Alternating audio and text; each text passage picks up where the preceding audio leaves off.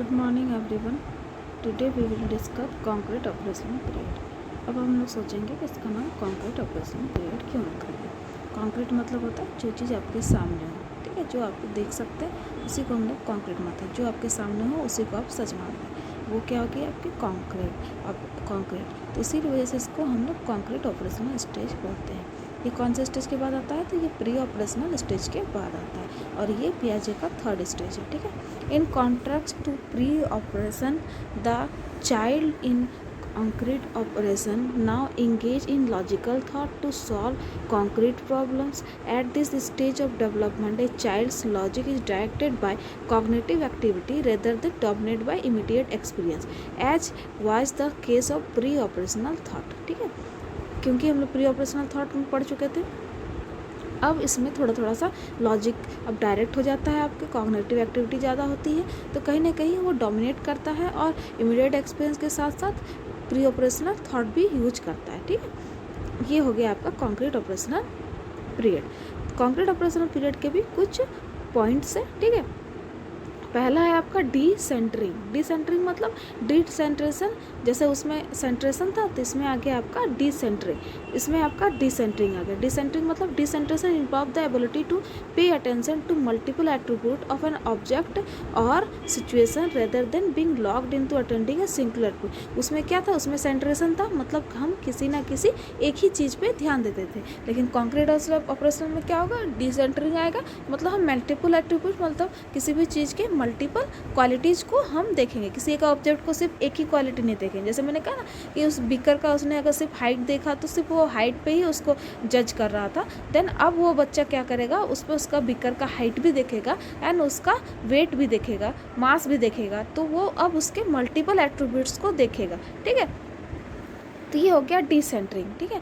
Through the development of decentration skill, older children start to be able to pay attention to more than one thing at a time. अब जैसे जैसे बच्चे बड़े हो रहे हैं तो अब क्या कि उसमें अटेंशन पावर भी ज़्यादा बढ़ेगी तो वो वन थिंग से ज़्यादा चीज़ों को देख सकेंगे। उसके बाद आता है रिवर्सिबिलिटी। उसमें था इरिवर्सिबिलिटी, इसमें आ गया आपका रिवर्सिबिलिटी। आप चीज़ों को रिवर्स कर पाएंगे, ठीक है। The ability to mental go through a series of step in a problem and the reverse the direction returning to the start point, ठीक है। जैसे हम लोग जिग्सा पजल दिया था, जहाँ से स्टार्ट किया फिर लास्ट में एंडिंग कैसे होगा उसको पता होता है, ठीक है।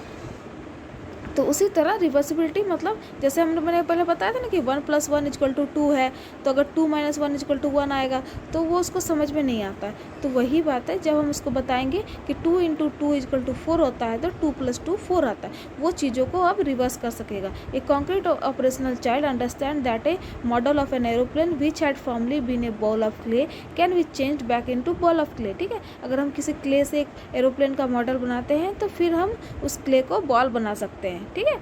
ये हो गया। उसके बाद कंजर्वेशन आ जाता है, ठीक है। मतलब कंजर्वेशन मतलब चीज़ों को सेप उसका देखना चाहेंगे।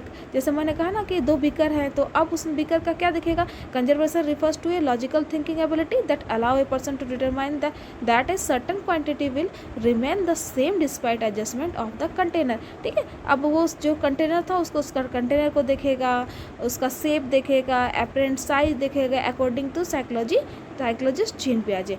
कंजर्वेशन मतलब अब उसको नाप तोल जो भी होता है मेजर कर सकेगा, उसका मास को समझ सकेगा, उसको क्वांटिटी को समझ सकेगा, उसके शेप को समझेगा, उसका प्रिंट साइज को समझेगा, उसका एडजस्टमेंट करना सीखेगा कंटेनर को। तो ये सब क्या था? कंजर्वेशन। आप कंजर्वेशन को भी सीख जाते हैं, ठीक है।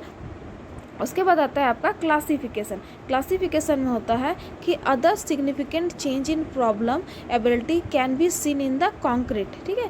कि बच्चे इससे पहले क्लासीफाई नहीं कर पाते थे, अब बच्चे धीरे धीरे क्लासिफिकेशन सीखेंगे। Before the age of 7 children typically from classification of object along 1 dimension, ठीक है।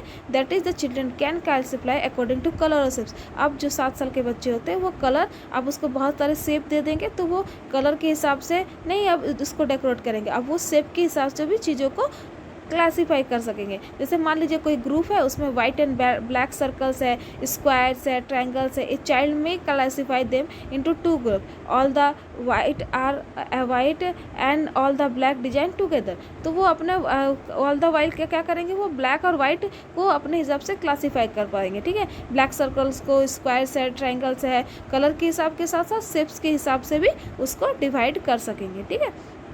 उसके बाद सीरियसन, सीरियसन माने वो सीरीज बनाना सीख जाएंगे। ठीक है, जैसे होता है ना कि एक लंबी लकड़ी है, उसको दे दीजिएगा एक छोटी लकड़ी, तो वो किस तरह से क्लासीफाई, जैसे बच्चों को ब्लॉक बनाने देते हैं, सीरियसन सिखाते हैं हम लोग, तो वो बच्चे आप सीरीज से सीख जाएंगे। सीरियसन मतलब कैसे, seriation is the ability to mentally arrange a series of element according to increasing of decreasing size. क्या अकॉर्डिंग टू कौन चीज़ इंक्रीजिंग से हो रही है, डिक्रीजिंग। मान लीजिए उसको 3 स्टिक दे दी है, तीन लंबाई की है, तो वो उसको डिक्रीजिंग साइज इंक्रीजिंग साइज में लगाना, सीरियसन करना सीख जाएंगे। वॉल्यूम के हिसाब से सीरियसन कर लेंगे, वेट कर लेंगे, सम अदर डायमेंशन में भी अगर आप उसको सीरियसन देंगे तो ये बच्चे सीरियसन करना सीख जाएंगे। ठीक है, उसके बाद आता है transitivity. Transitivity when if transitivity which refers to the ability to recognise relationship among various thing in a serial order. ठीक है, transitivity is the concept of relation, for example if A is related to B and B is related to C. जैसे हम लोग logical reasoning में पढ़ते हैं, उसी तरह ये भी है कि ए बी से रिलेटेड है तो B is related to C,